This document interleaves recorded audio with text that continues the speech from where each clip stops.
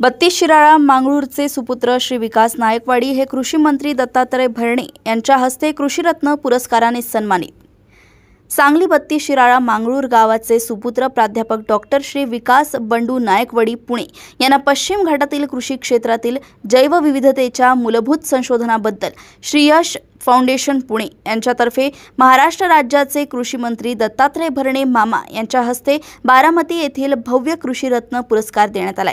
प्राध्यापक नायकवाडी हे सावित्रीबाई फुले पुणे विद्यापीठ पुणे वनस्पती विभागात वनस्पती जैवतंत्रज्ञान यात PhD असून ते मार्गदर्शक म्हणून काम करतात। पश्चिम घाटातील स्थानिक औषधी वनसंपदा कवक व जमिनीतील जीवाणू रायझोबियम जैवविविधता यावर त्यांचे मूलभूत संशोधन चालू आहे।